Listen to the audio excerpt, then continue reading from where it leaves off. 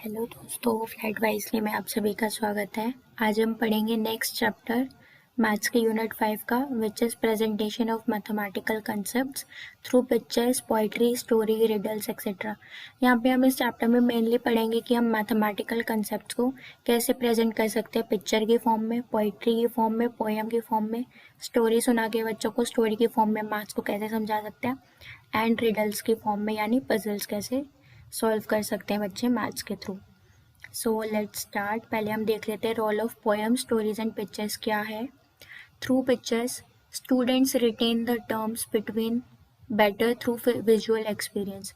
Picture से क्या होता है, विजुअल एक्सपीरियंस में यहाँ पे आ जाए कि जब बच्चे कोई भी चीज़ देखते हैं तो वो उससे ज़्यादा जल्दी समझते हैं। जैसे कि हम छोटी क्लासेस में बच्चों को बॉल्स का एग्जाम्पल देते हैं, या हम उन्हें अलग अलग चीज़ें या चॉकलेट्स प्रोवाइड करते हैं कि देखो मेरे पास 5 चॉकलेट्स हैं।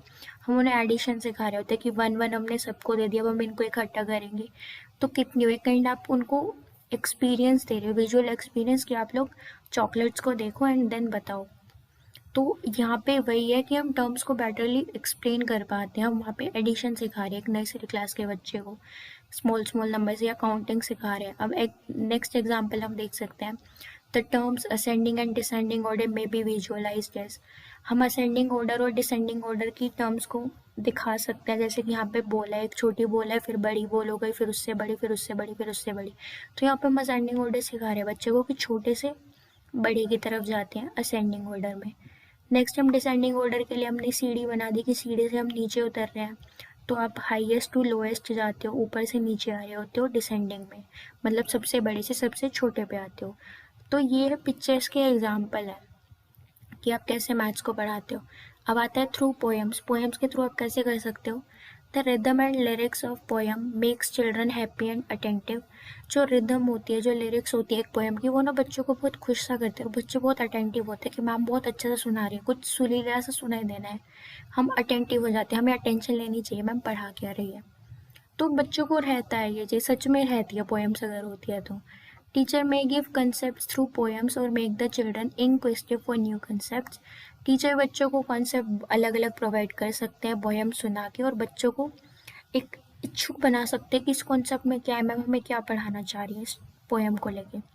Teachers may find poems from books and internet, or they may create rhythmic sentences according to the requirement of their lesson plan. Relating rhythm to mathematical concepts change the outlook of subject। तो यहाँ पे ये कहना चाह रहे हैं कि जो टीचर्स हैं वो पोएम्स को बुक से भी देख सकती हैं, नेट से भी देख सकती हैं, या फिर वो खुद ही, मतलब जो वो कंसेप्ट पढ़ा रही है या वो उसको कैसे पढ़ाने वाली है उसके अकॉर्डिंग वो खुद से भी पोएम बना सकती है। सिंपल सिंपल शॉर्ट पोएम्स बना सकती है बच्चों को पढ़ाने के लिए।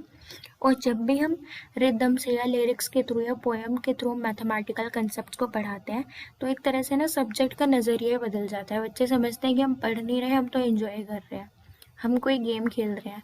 तो जैसे कि अब हम बच्चों को पोएम सुना रहे हैं 3 डायमेंशनल शेप्स को सिखाने के लिए, 3D शेप्स को सिखाने के लिए अब हम बच्चे को पोएम गा देंगे। जैसे कि फर्स्ट हमारे पास लिरिक्स आ गई, I love magic, my magic goes with the cube. ठीक है, ऊपर ये हमें क्यूब की पिक्चर दी हुई थी, ये क्यूब है, तो बच्चों ने बोल दिया I love magic, my magic goes with the cube. Next हमारी पोएम हो गई, I love reading, my reading book is a cuboid. I love reading, तो बुक का साइन दिखा दिया, my reading book is a cuboid, cuboid shape की है। Next यहाँ पे हमें पेन की फिगर है, तो नेक्स्ट क्या हो सकता है आप खुद ही बताओ। नेक्स्ट ऑब्वियस सी बात है, जब आई लव चल रहा है देन ये वाला जो टर्म है वो यहाँ पे आ जाता है, तो वो ये वाली इसकी शेप क्या है, सिलेंडर। तो अब हम नेक्स्ट लिरिक बना सकते हैं, I love my pen, my pen is a cylinder. I love writing, my writing pen is cylinder. Next हमें यहाँ पे कैप दी हुई है, कैप से हमें मिल रही है कौन की शेप, तो यहाँ पे आ जाएगा, हम कुछ भी लिख सकते हैं, I love cap, my cap is a cone. लेकिन यहाँ पे जैसे बुक में दिया हुआ है, I love to wear long cap, my cap is a cone. Next ये स्पेयर दिया हुआ है, तो यहाँ पे खैर मैं सॉरी स्पेयर वाली पोएम लेना भूल गई, बट हम यहाँ पे बोल सकते हैं I love football, my football is a sphere. I love to play with balls, my ball is a sphere. तो यहाँ पे हम 3D शेप्स आराम से सिखा पा रहे हैं पोएम्स के थ्रू। नेक्स्ट यहाँ पे जैसे ये पोएम दे दी ताकि हम मंथ्स को रिलेट कर सके नंबर ऑफ डेज से, 30 डेज ऑफ सितंबर, अप्रैल, जून, नवंबर, कि सिर्फ 30 डेज होते हैं सितंबर में, अप्रैल में, जून में और नवंबर में। ऑल द रेस्ट हैव 31, और बाकी जो भी बच्चे उन सबके 31 डेज होते हैं, एक्सेप्टिंग फेब्रवरी अलोन।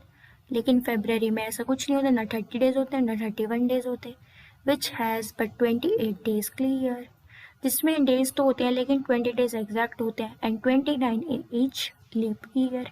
और 29 जब भी आता है फेब्रवरी में तो वो एक लीप ईयर बन जाता है। अब एक पे हम ये भी देख सकते हैं कि हम बच्चों को रिसाइट करा रहे हैं ताकि वो काउंटिंग सीख जाए। तो जैसे छोटे बच्चों की पोएम है ये, 1 2 बकल माई शू, 3 4 क्या था, shut the door, 5 6 pick up the sticks, 6 7 ले देम स्ट्रेट। तो मतलब ऐसे इजी है, आप कुछ भी लिख सकते हो। नेक्स्ट आता है कि आप स्टोरीज के थ्रू कैसे बढ़ा सकते हो बच्चों को। तो पहले हम स्टोरीज का थोड़ा इंट्रो देख लेते हैं। Sometimes a story is told to students for introducing a new concept। बहुत बार बच्चों को एक स्टोरी हम तब सुनाते हैं जब हम एक नया कंसेप्ट बच्चों को पढ़ाना वाले होते हैं। Students are more attentive to listen stories as they have a lovely beginning। Students ज़्यादा अटेंटिव होते हैं स्टोरीज को सुनने में बिकॉज उनकी हमेशा एक अच्छी शुरुआत होती है। And there are series of situations in stories that enters the thinking process of listeners।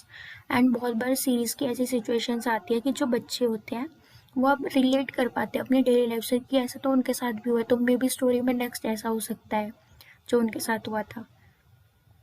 They also have solutions to situations or problems leading towards the end of the story। बच्चों को अपने आप ही सॉल्यूशंस मिल जाते हैं जब भी वो and तक पहुंचने वाले होते हैं स्टोरी के, कि अगर ये प्रॉब्लम आई थी तो ऐसे सॉल्व हुई थी, या अगर वो अपने लाइफ से रिलेट करते तो वो फाइंड आउट कर पाते हैं इसीलिए कि सॉल्यूशन क्या होना चाहिए। A story must always be related to a mathematical concept। And ये कहना चाह रहे हैं कि हमेशा जब भी आप कोई भी स्टोरी सुनो तो वो ज़्यादातर मैथ्स के कंसेप्ट से रिलेट करनी चाहिए। तो हम यहाँ पे एग्जाम्पल देख लेते हैं। यहाँ पे कह रही है कि स्नेहा एक लड़की है, उसका बर्थडे है, तो उसकी स्टोरी हम सुना रहे हैं ताकि हम बच्चों को सिखा सके कि जो मल्टीप्लिकेशन होता है वो रिपीटेड एडिशन ही होता है, उसको हम रिपीटेड एडिशन भी कह सकते हैं। तो ये स्टोरी है कि एक बार स्नेहा का बर्थडे होता है, उसकी मदर 6 फ्रेंड्स को बुलाती है स्नेहा की, और फिर वो सभी फ्रेंड्स मिलते हैं। ठीक है, तो टोटल फ्रेंड्स कितने मिल गए, 1 + 1 + 1 + 1 + 1 + 1 + 1 इक्वल्स टू 6 फ्रेंड्स। अब 6 फ्रेंड्स आ गए, 6 फ्रेंड्स को इन्वाइट किया। तो अब वो बोल रहे हैं कि her mother gave 1 birthday cap to each of her friends. अब वो स्टोरी में चल रहा है कि जब 6 फ्रेंड्स आ गई तो स्नेहा की मम्मी ने सभी बच्चों को एक एक कैप प्रोवाइड की। तो अब 6 फ्रेंड्स है तो अगर एक कैप दिया तो मतलब कितनी कैप्स दी बच्चों को, 6 कैप्स दी, 6 फ्रेंड्स है तो। फिर आता है mother give 2 balloons to each of her friends. फिर है कि मदर ने 2 बलून सभी फ्रेंड्स को दिए। अब 6 फ्रेंड्स है तो 2 + 2 + 2 + 2 + 2 + 2 + 2 इज इक्वल टू 12 बलून्स। मतलब अब 12 बलून्स हो गए, तो यानी कि 6 × 2 भी 12 होता है, और यहाँ पे जब बर्थडे कैप दी तो 6 × 1 6 होता है, 6 कैप्स 12 बलून्स। अब आता है नेक्स्ट, मदर ने क्या किया, सबको पिज़्ज़ा स्लाइसेस दी, और कितने कितने पिज़्ज़ा स्लाइसेस दी, 3 पिज़्ज़ा स्लाइसेस दी। अब यहाँ पे कुछ भी लिख सकते हो, चॉकलेट लिख सकते हो, लॉलीपॉप लिख सकते हो, एनीथिंग यू कैन राइट। कितना दिया, सिर्फ एक कंसेप्ट समझाने के लिए। आपके क्वेश्चन पेपर में आते तो आप कुछ भी स्टोरी बना सकते हो कि इतना दिया, तो आपने ऐसे बढ़ा दिया। अब जैसे कि यहाँ पे 3 स्लाइसेस दी, तो 3 + 3 + 3 + 3 + 3 + 3 इज इक्वल्स टू 18। तो यहाँ पे आ गया 3 × 6 = 18, यानी कि 18 पीसेस स्लाइसेस टोटली डिवाइड की। तो यहाँ पे हमने क्या कंसेप्ट समझाया कि मल्टीप्लिकेशन सेम होती है एज अ रिपीटेड एडिशन। तो यहाँ पे ये हमारा नहीं, यहाँ पे हमारा ये चैप्टर ख़त्म नहीं होता, इसके आगे है कि इसकी इम्पोर्टेंस क्या है इन सभी चीज़ों की। तो presenting the concept through different means make it more acceptable to students and so they are more receptive. ये ज़्यादा एक्सेप्टेबल होते हैं स्टूडेंट्स को, और बच्चे बहुत ज़्यादा रिसेप्टिव बनते हैं, इससे मतलब एक्सेप्ट कर पाते हैं, जल्दी से चीज़ों को सीखते हैं।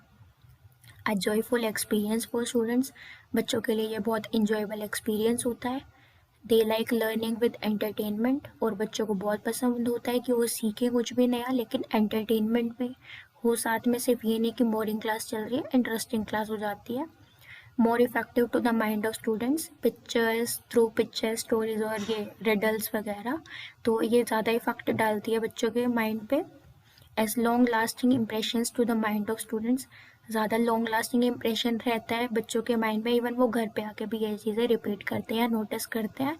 जब भी उनका, जैसे कि हमने एग्जांपल लिया स्नेहा का बर्थडे वाला, तो जैसे आपके घर पे बर्थडे सेलिब्रेट होता है तो बच्चे करते हैं कि उसको एक चॉकलेट दिया, उसको भी एक एक चॉकलेट, तो वैसे काउंट करते हैं कितनी चॉकलेट्स खत्म हो गई घर पे, हमने इतने सारे बच्चे बुलाए। तो ऐसे वो क्वेश्चंस पूछते हैं बच्चे, मतलब लॉन्ग लास्टिंग इम्प्रेशन रहता है बच्चों पे। To create teaching learning environment conductive for students, और ये हेल्प करते हैं कि हम क्लास के अंदर एक अच्छा सा इन्वायरमेंट बना सकें जो कि बच्चों के लिए अच्छा रहेगा। टीचिंग लर्निंग इन्वायरमेंट हो जाएगा कि हम अच्छे से टीच भी कर पा रहे हैं, बच्चे अटेंटिवली सुन भी रहे हैं, अच्छा इन्वायरमेंट हो जाएगा। Encouraging for all students to participate in the learning process, और हम सभी बच्चों को एनकरेज करते हैं कि वो जो अभी लर्निंग प्रोसेस चल रहा है, जिस मेथड से पढ़ाया जा रहा है, वो उसमें पार्टिसिपेट करें, रिस्पॉन्स दें अच्छे से, और उस चीज़ को सीखें, उस चीज़ में इंटरेस्ट लेने की कोशिश करें। तो यहाँ पे हमारा ये नेक्स्ट चैप्टर ख़त्म होता है। होप सो आपको वीडियो पसंद आई होगी। Thank you for watching it, और जल्द से जल्द अपडेट्स के लिए नीचे दिए गए बेल आइकन को प्रेस कर दो। Bye bye.